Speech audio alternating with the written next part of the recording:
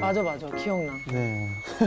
지난 시간 어떻게 기억나시나요? 어떤 게 기억나요? 지난 시간에 저희가 하나님의 성품을 어떻게 찬미합시다라는 그 멘트로 끝낸 것 같은데, 하나님의 성품을 제가 그때 배웠던 걸 살짝 기억을 해보자면, 그 자비로우시고 은혜로우시고 노하기를 더디하시고 인자하시고 진실하시고. 오, 맞아. 와, 이 5가지는 제가 기억하고 역시 있습니다. 반장. 제가 그래서 딸아이가 막 이래요. 이거 저도 노하기를 더디하라 이렇게 받아줬던 것 같습니다. 근데 아무리 마음을 먹어도 이 성령님이 오셔서 자연스럽게 되지 않는 이상 이게 참 힘든 것 같아요. 어떻게 보내셨나요, 일주일? 저는 지난 말씀 중에 탐욕은 그 입 밖에도 내지 말라고 하는 그 맞아요. 말씀. 보지도 말고 밟지도 말고 다가가지도 말라. 그렇게 하기 위해서는 감사로 덮어야 된다는 네. 그 말씀이 기억나서 욕심과 탐욕 내 안에 있는 그런 모든 것들을 다 버리고 주신 것에 감사할 수 있는 그런 사람이 되려고 노력했던 시간을 보냈습니다. 무력 좀 내려놓으셨네.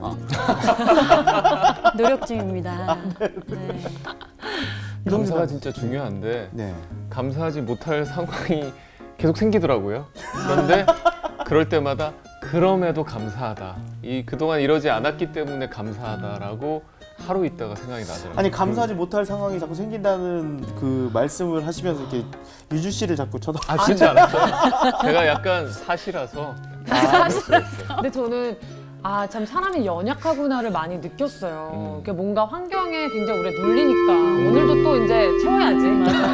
선생님 감사합니다. 안녕하세요. 안녕하세요. 예, 하나님의 성품에 대해서 얘기를 하고 있었는데, 저희가 이게 하나님의 성품에 대해 배웠는데도 이제 그것을 이제 삶에 적용시키려고 하니까 너무 어려워가지고요. 어떻게 하는 게 가장 좋을지. 그 쉽지가 않죠. 그렇죠. 저희만 어려운 게 아니죠. 선생님은 어떻게 노력을 하고 계시는지. 이게 뜨끔한 질문. 위로가 저는 하나님의 성품이 이제 여러 가지 있지만 뭐였죠? 네, 자비로우시고 와우. 은혜로우시고 노하기를 더디하시고 인자하시고 진실하시고. 정말 대단한. 역시 우리 반장. 네, 그렇게 되려고 애를 역시 선생님. 그런 모든 것들은 타자를 대할 때 어떤 태도로 나타날까요? 내가 누군가에게 하나님의 성품으로 누군가를 대한다고 하는 것은 어떤 태도로 나타날까요? 부드럽겠죠, 아무래도. 부드러워요? 네. 또 배려하는. 배려하고 너무 사랑하는구나 나를. 사랑하는 거. 네. 친절해지겠죠. 근데 그렇게 살면 돼요. 그렇죠. 맞아요. 네, 그렇잖아요. 그 우리가 정말 재미나는 게 몰라서 그렇게 안 사는 게 아니에요. 그렇게 살고 싶지 않은 거죠. 그래서 하나님의 성품을 닮은 사람으로 산다고 하는 거 여러 가지 얘기를 여러분들이 하셨지만은 어떤 사람을 대하든지 아끼는 마음이 일단 있어야 돼요. 아끼고 귀히 여기는 거죠. 우리는 너무 사람들을 아끼지 않아요. 소비해버리고 말아요. 그냥 나의 필요에 따라서 어떤 사람과 관계를 맺었다가 필요가 끝나면은 청산, 이런 경우 너무 많아요. 근데 정말 아껴야 돼요. 그들을 있는 그대로. 근데 그 아낌 속에는 뭐가 있어야 하냐면은 존중, 타자에 대한 존중이 있어야 합니다. 나와 다르지만은 저분은 정말 귀한 역할을 하고 있다는 사실을 인정하고 존중해야 돼요. 하나님이 인간을 대하는 방식이 그런 방식 아닌가요? 그렇죠? 네. 그러니까 나하고 마주치고 있는 사람들이 어려운 일을 겪고 있을 때 우리는 뭘 해야 될까요?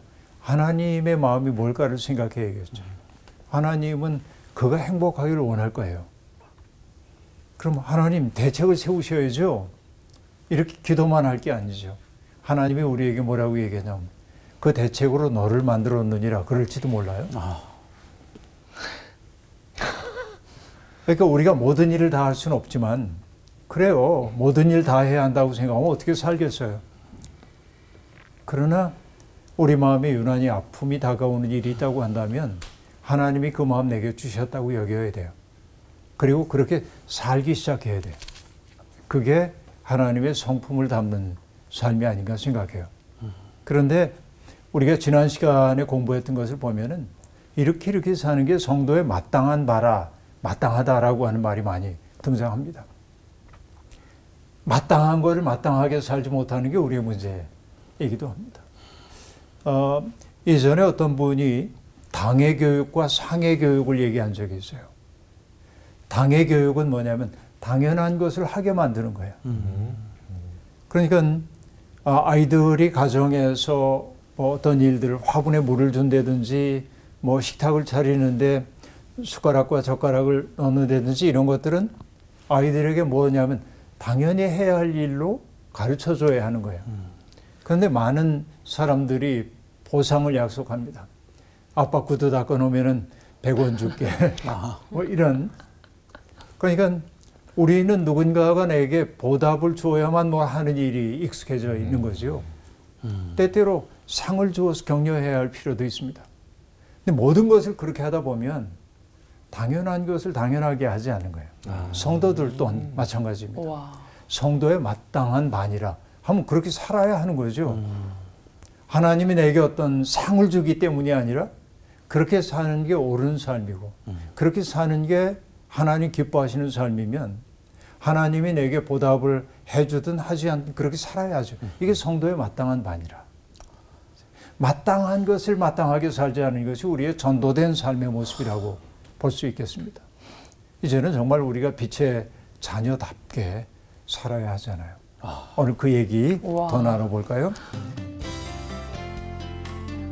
오늘 수업 에베소서 15강 빛의 자녀답게 살라. 에베소서 5장 8절부터 14절입니다. 원구식. 네. 너희가 전에는 어둠이더니 이제는 주 안에서 빛이라. 빛의 자녀들처럼 행하라. 빛의 열매는 모든 착함과 의로움과 진실함에 있느니라. 주를 기쁘시게 할 것이 무엇인가 시험하여 보라. 너희는 열매 없는 어둠의 일에 참여하지 말고 도리어 책망하라. 그들이 은밀히 행하는 것들은 말하기도 부끄러운 것들이라. 그러나 책망을 받는 모든 것은 빛으로 말미암아 드러나니 드러나는 것마다 빛이니라. 그러므로 이르시기를 잠자는 자여 깨어서 죽은 자들 가운데서 일어나라. 그리스도께서 너에게 비추이시리라 하셨느니라. 네. 여기에 이제 우리가 8절에 보면 너희가 전에는 어둠이더니 이제는 주 안에서 빛이라. 이게 강렬한 말씀입니다. 전에와 이제가 대비되고 있습니다. 그러니까 우리가 무릇 하나님을 믿는 사람이라고 한다면은 전에 하던 행실로부터는 벗어나야 하고, 그렇죠? 새로운 삶을 향하여 들어가야 합니다. 이 두 가지가 하나의 과정으로 이루어져야 합니다. 마치 옛사람의 옷을 벗어버리고 새 사람을 입는 것과 마찬가지인 거죠. 그런데 전에 살던 우리의 삶은 어둠으로 얘기하고 있고, 그리고 이제부터 살아야 하는 삶은 빛으로 이야기를 하고 있습니다. 두 가지가 대조가 되고 있습니다. 그런데 놀라운 것은 뭐냐? 에베소 교회의 신자들의 대부분은 이방인들입니다. 유대인이 아닌 경우가 대부분이잖아요. 그런데 이방인을 향하여 너희는 이제 빛이다. 이렇게 말하는 거예요. 어마어마한 얘기입니다. 이게 별거 아닌 것처럼 보이는지 몰라도 유대인들의 문화 속에서 보자고 한다면 깜짝 놀랄 만한 일입니다. 유대인이 아닌 사람을 빛이라고 얘기한다고요? 이거 쉬운 얘기 아니에요. 그러나 예수 그리스도 안에서 새롭게 지어진 인류를 얘기하고 있는 사도는 그의 나라가 어디든지 그가 어느 인종에 속해 있든지 상관없이 그리스도 안에 있기 때문에 그는 빛이라고 명명을 지금 하고 있는 것입니다. 그들이 하나님 나라의 새로운 시민이 되었음을 나타내는 단어가 빛으로 나타나고 있습니다. 그냥 빛인 게 아니라 어디에서? 주 안에서. 그들이 주님과 잇대어져 있을 때 그들이 참 빛이라고 얘기하고 있습니다. 빛이라고 하는 것은 정말 중요한데 요한복음에 보면은 참 빛이 세상에 왔다고 얘기하고 있는데 그 빛과 연결된 거예요. 그리고 세상의 빛, 예수 그리스도를 우리가 세상의 빛이라고 얘기하는데 그분의 비추임을 받았기 때문에 우리들도 이제는 빛이다. 그렇게 얘기를 하고 있는 겁니다. 그러니까 빛의 자녀답게 살아야 하는데요. 빛의 자녀들처럼 행하라 라고 얘기합니다. 빛의 자녀들의 반대되는 것은 뭘까요? 불순종의 자식들, 어둠의 자식들이라고 얘기할 수 있겠습니다. 이것을 에베소서의 다른 표현으로 하자면 진노의 자녀 이렇게 말할 수 있겠는데, 빛의 자녀로 산다는 것은 하나님의 은혜 안에서 살아가는 삶을 얘기하는데, 무엇처럼 이란 말이 참 중요하죠. 빛처럼. 사실은 처럼이라고 되어 있지만은 답게라고도 얘기하고 싶어요. 근데 여러분, 연동주의 십자가라고 하는 시에 보면은 괴로웠던 사나이, 그러나 행복한 예수 그리스도에게처럼 내게도 십자가가 허락된다면 이라고 노래를 하고 있단 말이죠. 보세요. 십자가를 지는 일이 행복할 수는 없어요.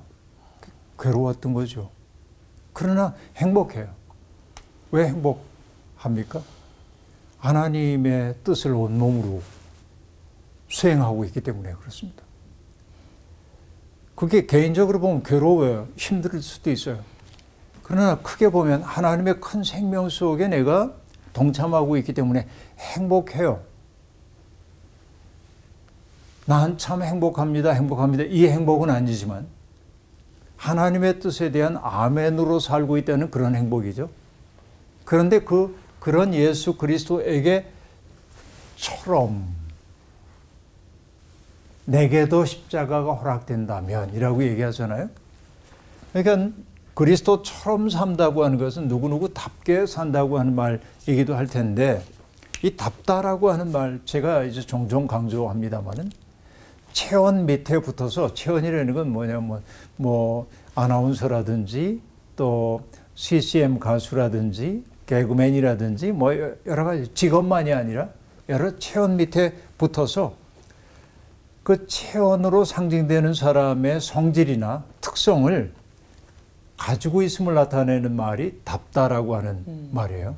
그러니까 여러분 생각해 볼 때, 저 사람은 정말 장군답다라고 얘기하면 어떤 게 떠올라요?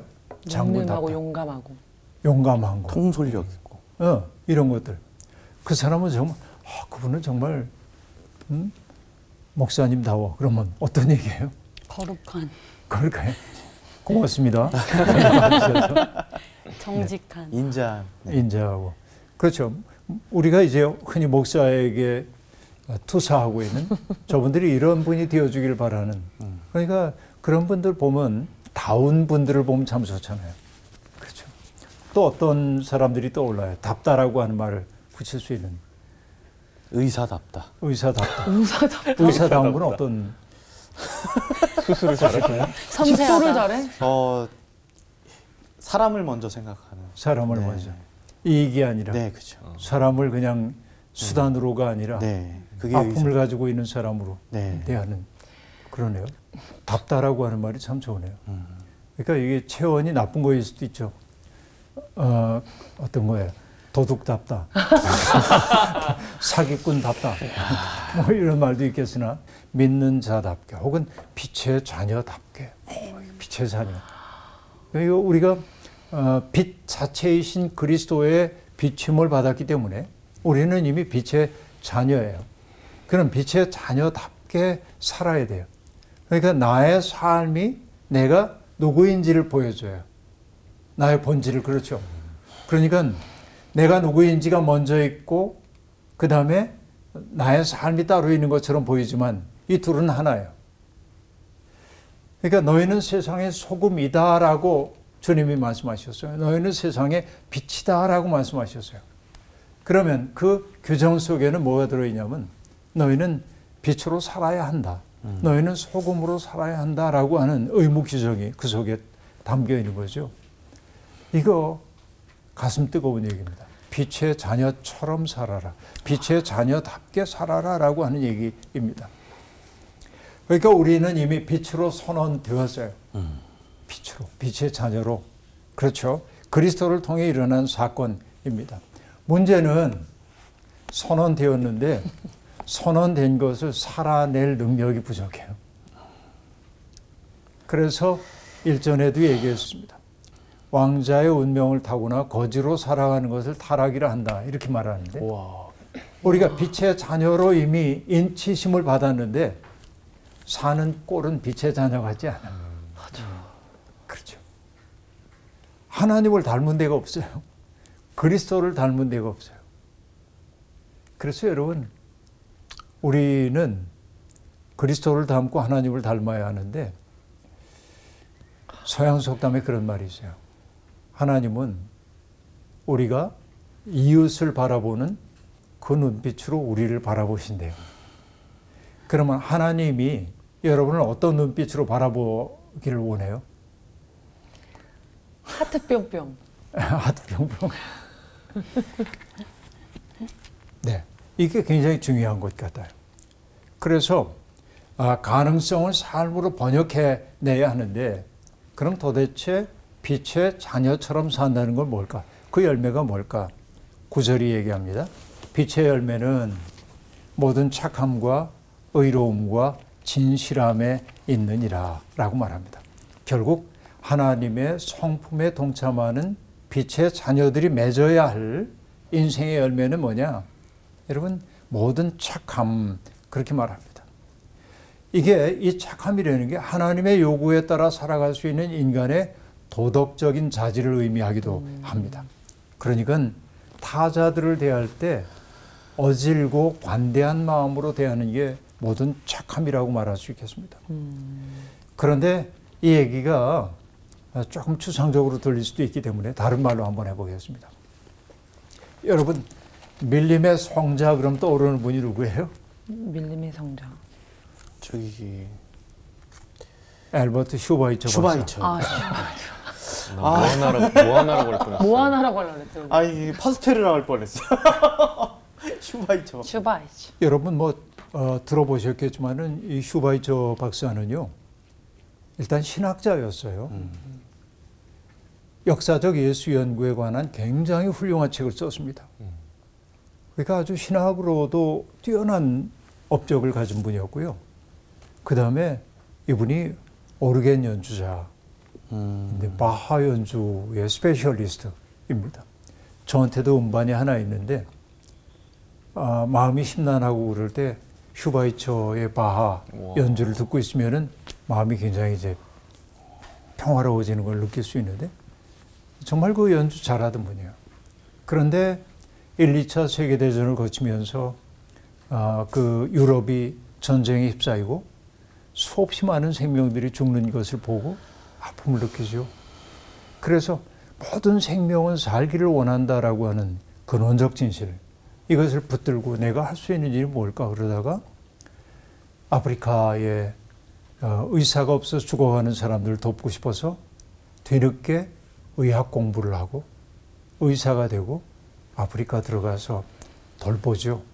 정말 어떻게 보면은 신학자로도 인생의 정점을 찍고 있고 바하 연주자로도 탁월한 성취를 얻고 있던 분이 모든 거 내려놓고 정말 그 아프리카에 가가지고 그 아프리카의 환자들을 돌보는 그 일은 숭고한 일이죠. 그래서 슈바이처가 20세기에 인류에게 던졌던 굉장히 중요한 사상이 있는데 생명경외라고 하는 사상입니다. 그렇죠? 그러니까 모든 생명은 살기를 원한다. 그러니까 살기를 원하는 생명을 살 수 있도록 해주는 것이 하나님의 뜻이라고 슈바이처를 보는 거예요. 그래서 슈바이처는 얘기합니다. 선행이란 생명을 구하고 생명을 태어나게 하고 발전 가능성이 있는 생명을 최고의 가치로 끌어올리는 것이다. 이게 선행이래. 반대로 악행이란 생명을 죽이고 생명을 망치고 발전 가능성이 있는 생명을 짓밟는 것이다. 그렇게 말합니다. 이게 슈바이처의 얘기입니다. 그러니까 우리가 모든 선행의 열매를 맺어야 한다고 하는 것은 생명을 북돋는 일과 관련이 되어 있어요. 누구를 만나든지 그가 활기를 갖고 살 수 있도록 하는 것은 모든 착함이에요. 이게 하나님을 경외하는 사람, 빛의 자녀들이 맺어야 할 열매입니다. 두 번째는 뭐냐면 의로움의 열매를 맺는다고 얘기하고 있습니다.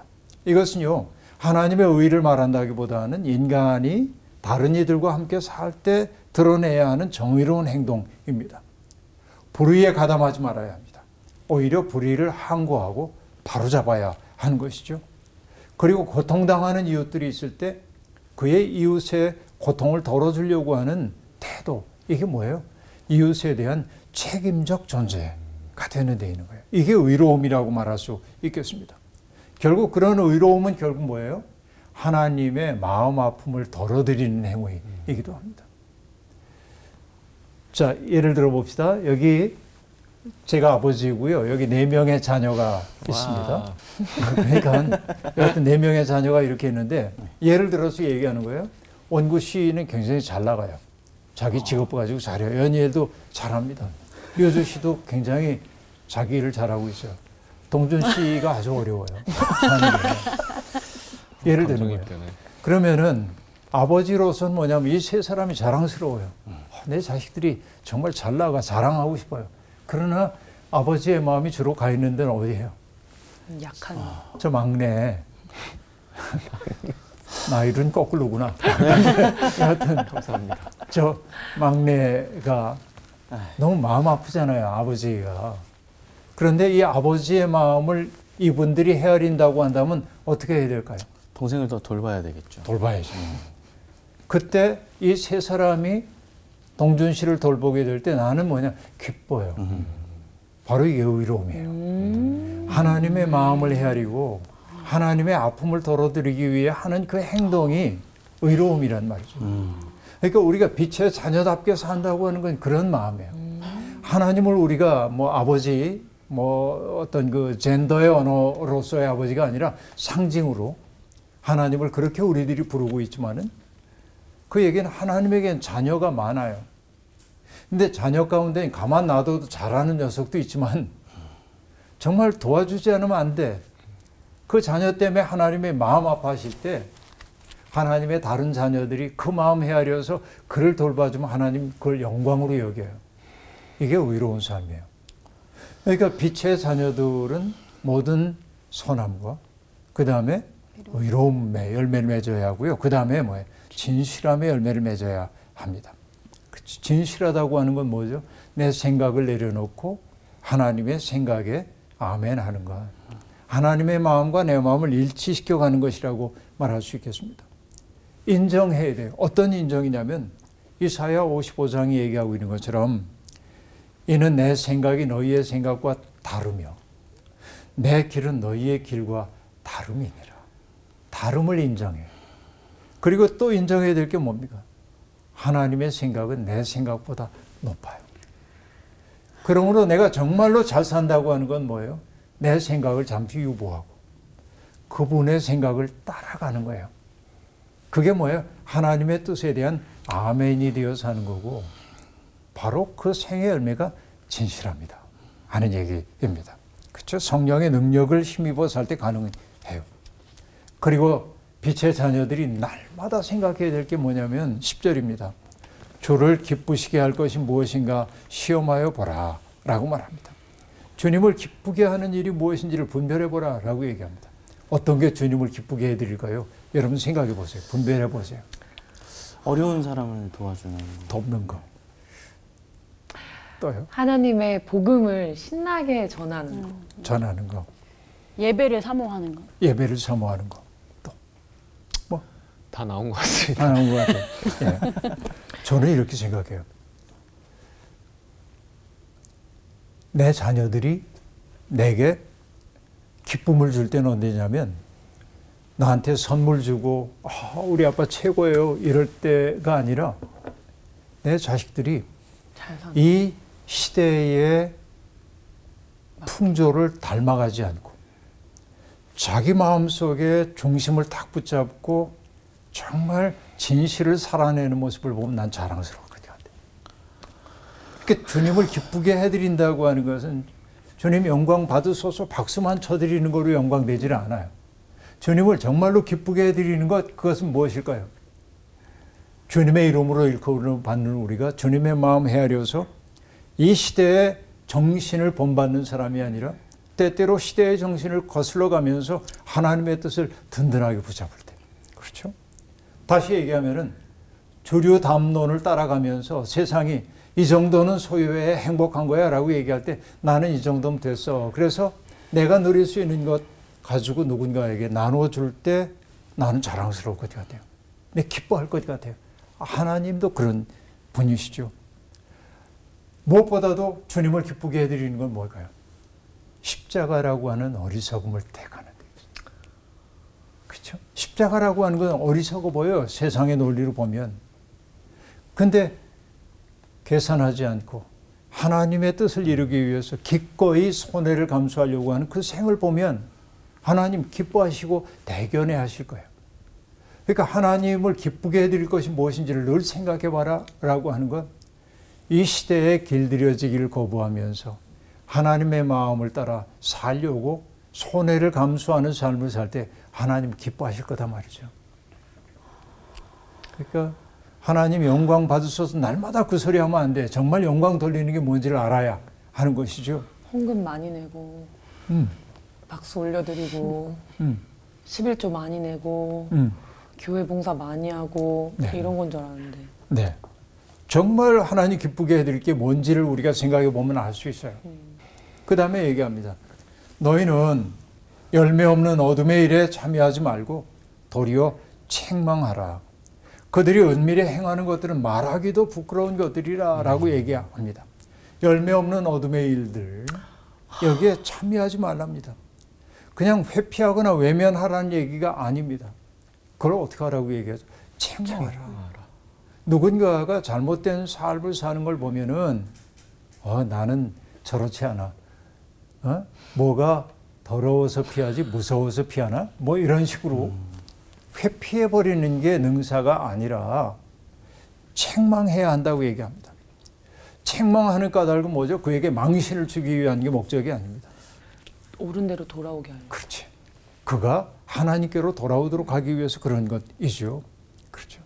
하나님은요, 너무나 마음이 굳어져서 마음이 다친 이들은 책망하지 않으세요. 우리도 그럽니다. 어떤 사람 보면은 정말 어떻게 해도 안 될 것 같은 사람은 책망해봐야 소용이 별로 없어요. 그러나 잘 알지 못해가지고 그런 일을 하는 사람이 있잖아요. 그를 책망하게 되면 그가 돌아온다고 한다면 우리 책망해야 하는 거죠. 중요해요. 그런데 책망의 말은 아파요. 듣는 사람에게는. 안 그래요? 누가 나를 책망할 때 기분 좋게 감사합니다. 그럴 사람 별로 없어요. 그렇죠. 불편해요. 책망의 말을 듣는 것은. 그렇게 우리가 먼저 알아야 될 것은 뭐냐면 책망하기 전에 그에 대한 사랑의 마음이 내 속에 채워져야 돼요. 먼저. 그를 정말로 사랑하고 존중하는 마음이 내 속에 채워져야만 책망이 효과를 발휘할 수가 있어요. 책망 받는 사람은 알아요. 저 사람의 애정을 가지고 하는 말인지, 그렇죠? 아니면은 정말 그 감정적으로 상해가지고 하는 말인지 금방 알아. 욥기 6장에 보면 욥이 이런 말을 합니다. 옳은 말이 어찌 그리 고통스러운고 너희의 책망은 무엇을 책망함이냐? 너희가 남의 말을 꾸짖을 생각을 하나 실망한 자의 말은 바람에 날아가느니라. 그렇죠? 욥의 친구들이 욥에게 너 죄 졌으니까 하나님이 벌하신 거야. 책망을 해요. 어떻게 보면 그 말이 일리가 있다고도 볼 수 있겠죠. 그런데 욥이 하는 말이 뭐냐면 옳은 말이 어찌 그리 고통스러운고 너희의 책망 그 자체 속에 뭐가 안 느껴지냐면 욥이 경험하고 있는 아픔에 대한 공감이 안 느껴지는 거예요. 너무 싸늘한 거예요. 그 얘기예요. 모든 옳은 말이 좋은 말은 아닙니다. 옳은 말인데 그 말을 사람들은 말로만 받지 않고 그 말을 하는 사람이 누구냐에 따라서 그 말을 받을 수 있고 받지 않을 수도 있습니다. 그런 경험 많잖아요. 그 옳은 말인데 저 사람이 한 말이기 때문에 나 받을 수 없어요. 그래요. 잠언은 이렇게 말합니다. 거만한 자를 책망하지 말라. 그가 너를 미워할까 두려워하니라. 책망해야 할 사람은 누구냐? 지혜로운 자를 책망하라. 이렇게 말합니다. 그가 너를 사랑하리라 라고 말합니다. 잠언 27장에 이런 말도 나옵니다. 친구의 아픈 책망은 충직으로 말미암는 것이나 원수의 잦은 입맞춤은 거짓에서 난 것이니라 라고 말합니다. 그래요. 성도다운 책망은 다른 데 있지 않습니다. 정말로 안타까워요. 그가 잘못하는 것을 보면. 그럼 그 안타까움을 가지고선 그에게 다가가지고 너 이러면 안 되지 하고 얘기하면 안 되고 먼저 기도해야 돼요. 하나님 앞에. 하나님, 제가 아무에게 얘기를 하려고 그러는데 지혜를 달라. 그가 상처받지 않고 저의 말을 받을 수 있도록. 그리고 자기의 마음속에 그에 대한 진정한 사랑의 마음이 차올라야 돼. 그리고 그 마음 가지고 접근해야 합니다. 이게 지혜로운 책망이라고 말할 수 있어요. 그래요. 책망해야 돼요. 그들의 부끄러운 행동을 책망하지 않으므로 그가 그 일을 계속하도록 하고 그 부끄러운 일을 하도록 용기를 내도록 한다고 한다면 나는 사랑의 책임을 다하지 않은 죄를 저지른 것으로 말할 수 있겠습니다. 그래요. 그 다음 13절 그러나 책망을 받는 모든 것은 빛으로 말미암아 드러나나니 드러나는 것마다 빛이니라 라고 합니다. 여러분 빛으로 살아가는 사람들의 삶 자체가 그렇지 못한 사람들의 어둠을 드러냅니다. 그렇죠. 동준 씨가 누군가를 대하는 모습을 보니까 참 좋아. 난 그렇게 살지 못하는데 어떻게 동준 씨 저럴 수가 있지? 이게 뭐냐면 빛으로 어둠을 드러낸 거예요. 내 속에 있는. 그렇죠. 그러니까 그 빛은 우리를 찌르는 빛이 아니에요. 은근한 빛인데 나를 빛 가운데로 인도해요. 저렇게 어려운 상황 속에서 어떻게 저렇게 잘 극복하고 긍정적이고 사랑의 말을 할 수 있지? 연예를 보면서 내가 감동했어요. 그러고 나니까 내가 유주 씨를 대할 때 날카롭게 대했던 게 반성이 돼. 이게 뭐야? 빛으로 어둠을 드러낸 거예요. 이런 것들이죠. 그 얘기를 지금 하고 있습니다. 어둠은 죄를 숨기지만 빛은 드러납니다. 우리가 빛 앞에 설 때 자기의 실상을 보게 돼요. 자기의 실상을 보게 된다고 하는 것, 바로 실상을 봄이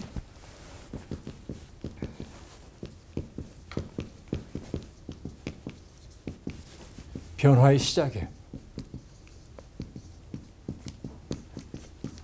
언제나 자기의 실상을 보지 못하기 때문에 변화가 안 돼요.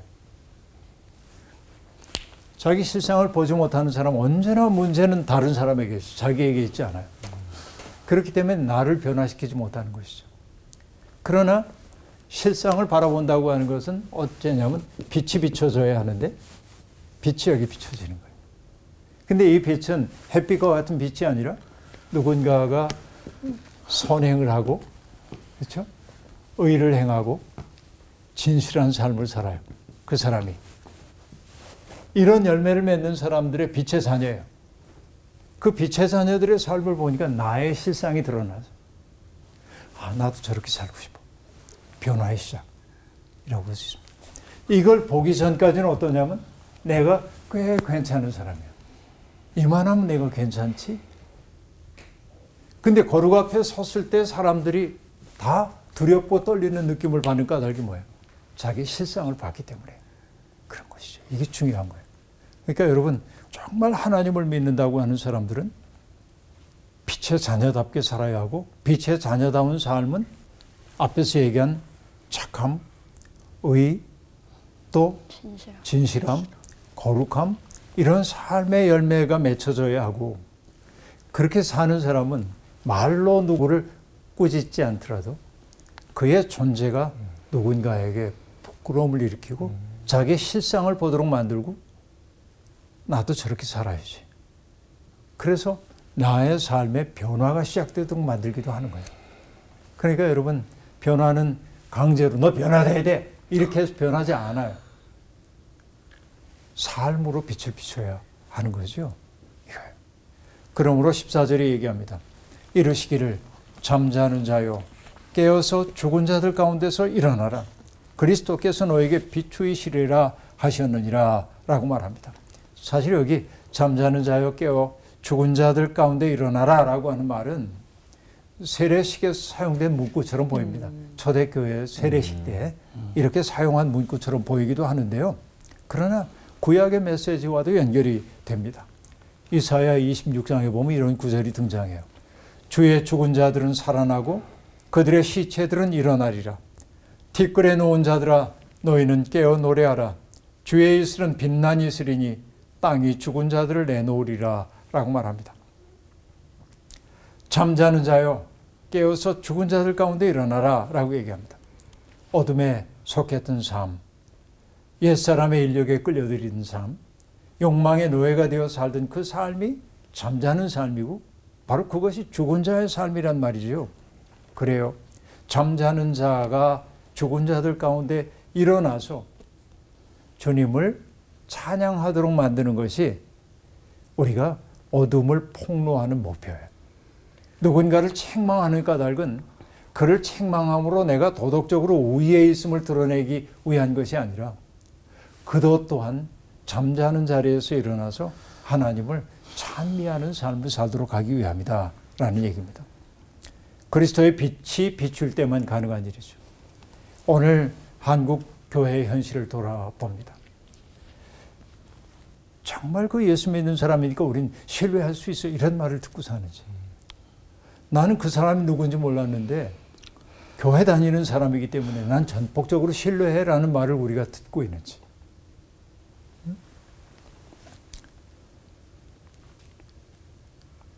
오히려 세상은 정반대의 얘기를 우리에게 하고 있는 것은 아니지. 스스로 우리가 빛이라고 말하면서 그런 줄로 착각하면서 어둠의 자녀로 살고 있는 것은 아니지.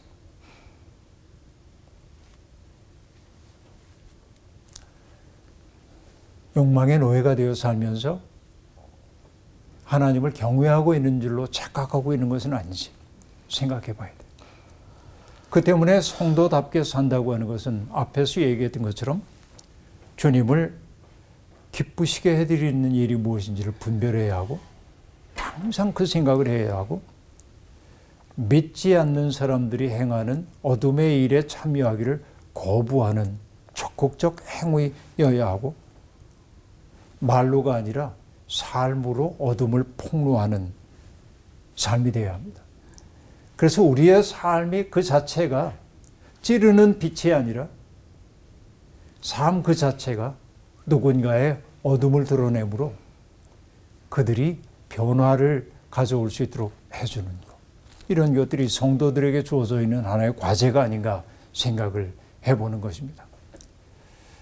책망할 것을 책망하고, 그러나 책망하기 전에 이해와 사랑이라고 하는 게 근본이 되도록 만들고, 이게 우리에게 주어져 있는 하나의 신앙적 도전이라고 생각해요. 우리의 삶이 그런 거룩함을 향한 여정이 되기를 바랍니다. 오늘 수업 마칠게요. 고맙습니다. 감사합니다. 오늘 그 책망에 대해서 많이 생각을 해보게 됐는데요. 뭔가 이렇게 내가 저 사람을 정말로 안타까워하나? 사랑하고 있나? 라는 그런 생각을 좀 더 많이 해봐야 될 것 같습니다. 어떻게 들으셨나요? 그러니까 우리는 빛의 자녀인데 정말 빛의 자녀답게, 그러니까 책망을 하는 그 아까 방법에 대해서도 말씀해 주셨는데 우리가 진짜 빛으로 상대방이 어둠을 느끼게끔 하는 그게 정말 대단하다고 생각하고 빛의 자녀로 살아야겠다는 생각을 했습니다. 그러니까 삶으로 살아야 되는데 어떻게 마무리해야 돼? 그럼 오늘 마무리 멘트는 제가 이제 빛의 열매는 모든 착함과 의로움과 진실함입니다. 우와. 빛의 자녀분들, 그럼 여러분 빛을 비추세요. 이렇게 마무리합니다. 네. 천재인데? 진짜야. 여러분 빛의 열매는 모든 착함과 의로움과 진실함입니다. 빛의 자녀분들, 빛을 비추세요. 따갑게 말고.